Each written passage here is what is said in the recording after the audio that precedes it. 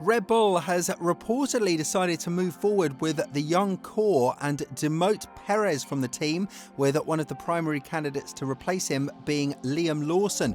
The Kiwi driver scored 4 points in the 6 races he participated in, and while he's been out-qualified by Tsunoda in every race so far, there is a belief that Lawson, a driver from their academy, will be a better fit next to Verstappen. But can this turn things around for the better in 2025? And can Red Bull bring themselves back to the top stages of the podium in a more consistent manner? The 2025 season is holding some cards that we are yet to see, and they revolve around Red Bull and their drivers lineup. Sergio Perez is now going to be replaced, as all things seem and as all major media report, with Liam Lawson, as the Austrian team did not have enough confidence to put Tsunoda out there, despite the Japanese driver being an absolute stud in the past couple of years, defeating every teammate thrown at him from Red Bull's academy, including Ricciardo.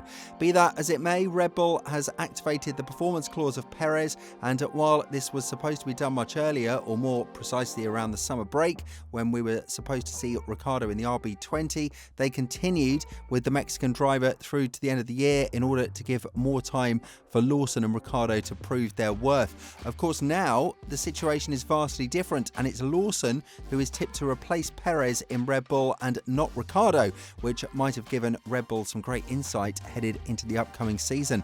Somewhere around the Abu Dhabi weekend, there was a decision brought from the Red Bull camp that the future with Perez is all but certain, and this is where the Mexican driver started to raise his doubts about the future from 2025 onwards. When talking about it to a greater extent, Perez has been the first one to actually change his narrative from "I'm going to be here" to "we have to see if I'm going to be here under terms that are good for both of the sides."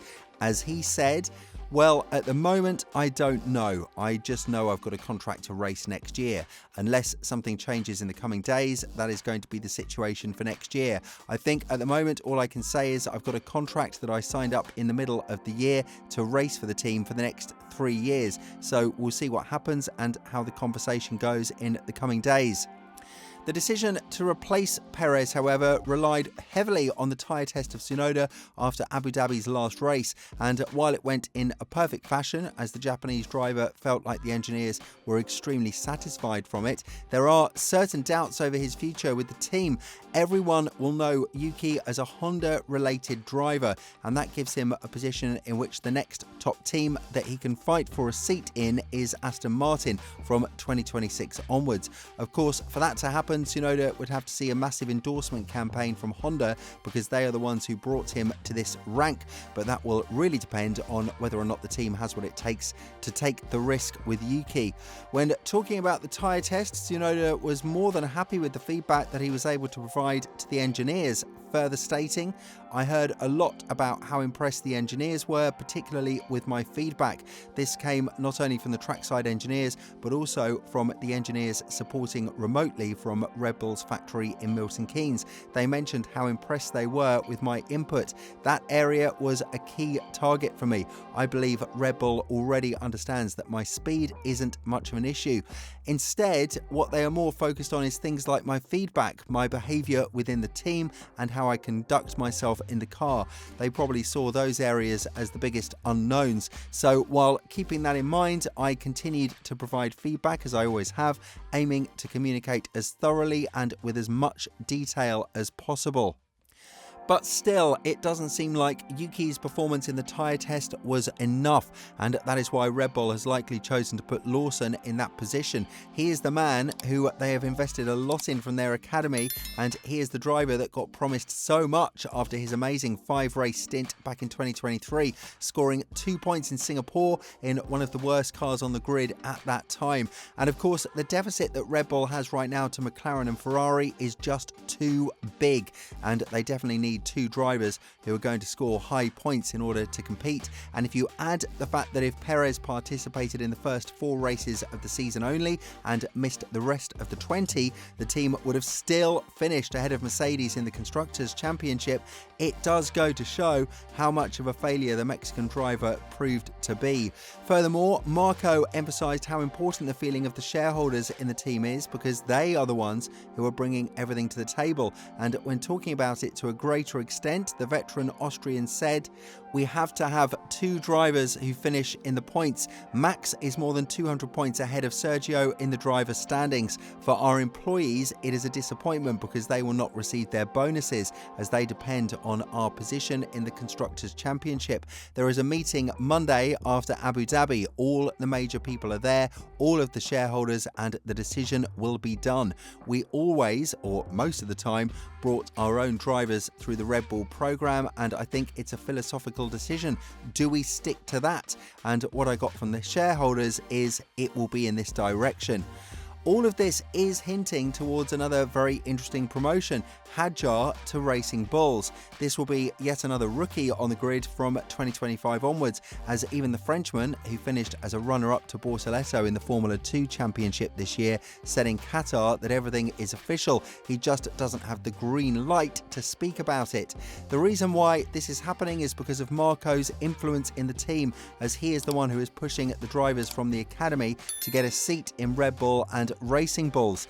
However, even though Tsunoda came under strange and different circumstances in Red Bull's family, he has proven time after time that he has what it takes to compete with the top dogs, and seeing him being ousted like this yet again just does go to show that he might as well seek a solution elsewhere.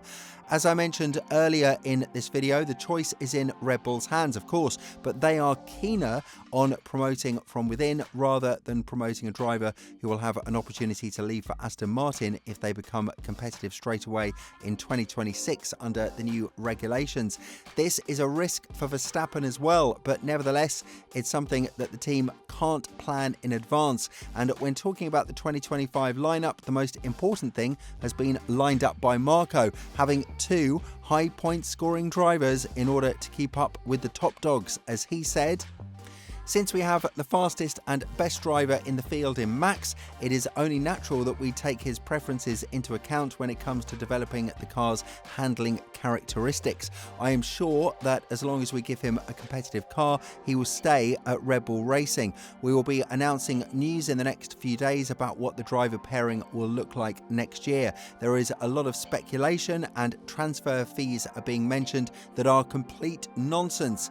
So the fact that Red Bull didn't put a lot of attention on Tsunoda's promotion even after the tyre test goes to show that maybe the team didn't extract everything they wanted and needed from the Japanese driver. And again, while Lawson could be considered a young driver to be put next to Verstappen, the team has seen that he has what it takes to compete on a high note. And maybe the Austin race, where he finished P9 after starting P19, was at the beginning of the journey of him making it to the Austrian team.